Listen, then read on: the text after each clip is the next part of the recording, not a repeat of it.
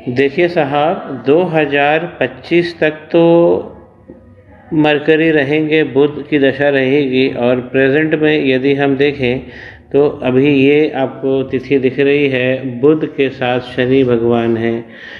2025 तक मेजरली काम हमको इसी दशा में निपटा लेने चाहिए। ये और इसके अंदर भी उसके अगर हम प्रत्यंतर दशा में जाते हैं तो उसमें भी शनि भगवान चल रहे हैं। तो और शनि भगवान यहाँ लाभ में बैठे हुए हैं, ये तो अपन ने देख ही लिया है। तो बहुत अच्छी मेजर अपना काम है इसी दशा में, साल 1.5 साल में मेजर कर लेना है। फिर आएंगे केतु। हालांकि केतु भी आपको यहाँ पर बहुत अच्छा भाव देंगे। केतु तो विशेषता है, अभी हम जितना काम समेट लेंगे उस बेसिस पे वो फाउंडेशन तैयार हो जाएगा। और केतु भगवान यहाँ 12 नंबर पे मोक्ष की सामग्री प्रदान कर देंगे आपको। ये इतने, और जब केतु चलेंगे तो जादूगिरी आपके पास में रहेगी। तब तक आपने ये भी एक्टिव कर लिया है। अब अगर हम बुध की दशा चल रही है तो सबसे पहले हमें बुध देखना चाहिए। तो विद्या के भाव में बैठे हैं, लगन शगुन सब दे देंगे। और युवावस्था के हैं 18 डिग्री पर, और यहाँ पे मंगल भगवान की राशि में, ठीक है, अच्छी राशि है और अच्छा भाव देते हैं। लेकिन मंगल भगवान थोड़ा सा इनको बुध को तंग करते हैं। और सूर्य जो हैं ये 0-0 है भाई साहब।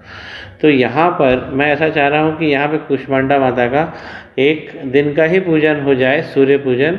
और कुष्मांडा माता का उसमें 11,000 करीब उसमें मंत्र लग जाए तो ये विशेषतः हमें ताकत मिलेगी, क्योंकि सूर्य 0-0 है। विदेश एक विस्तार का कारक है।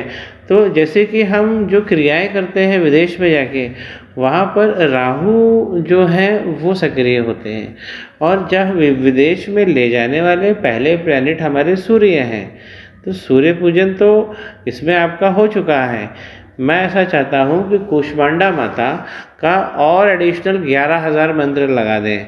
और सूर्य क्योंकि 0-0 डिग्री पर बैठे हैं, इसीलिए हमें भाव अच्छा मिलेगा, विदेश में हमें चमक मिलेगी अगर हम सूर्य केंद्रित एक दिन की ही पूजा कर लें। और अब यहाँ भी देखिए कि इसी 5वें घर में लग्न में नेपच्यून भी बैठे हुए हैं, जिनको हम वरुण कहते हैं। और नेपच्यून क्या होते हैं? रिफाइंड शुक्र, उन्हें रिफाइंड शुक्र कहा जाता है। तो यहाँ पर जो शुक्र आपके नीच के हो गए हैं पराक्रम में, यहाँ पर नेपच्यून के होने से आपको बहुत फ़ायदा मिला है।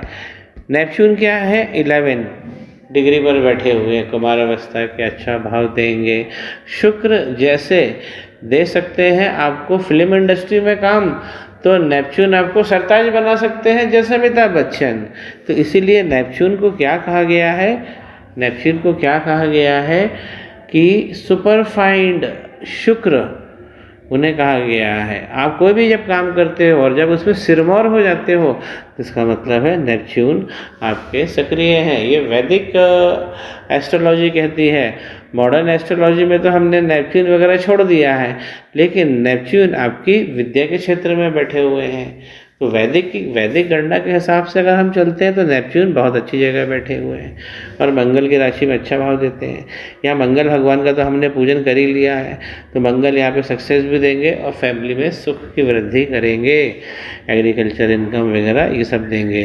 तो यहाँ पे हम सूर्य का काम करते हैं। अब और एक चीज़ है कि सूर्य बैठे कौन से नक्षत्र में है। आज नक्षत्र का भी मैंने काम किया, सारे 27 देखें।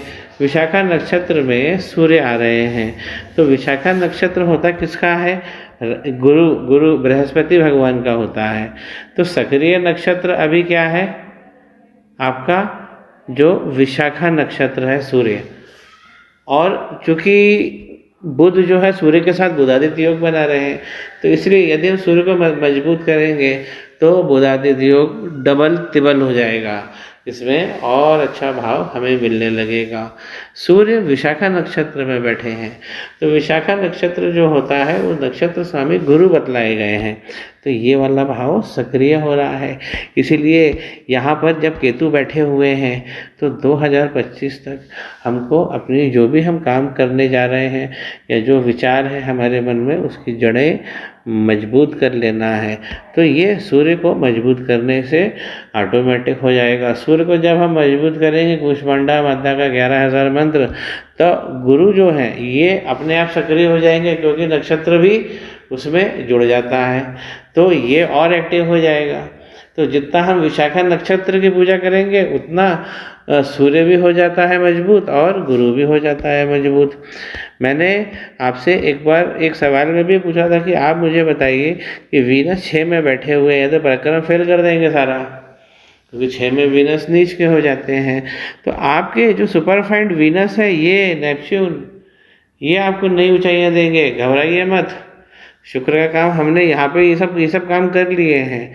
तो ये सूर्य वाला ये वाला काम मैं गुरु जी से बात करता हूँ और फिर आपसे मैं चर्चा करता हूँ।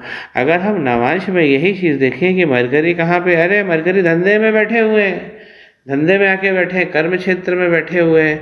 मंगल राहु का हमने काम करा लिया है, गुरु और शनि जो है, गुरु यही वर्गोत्तम हो रहे हैं।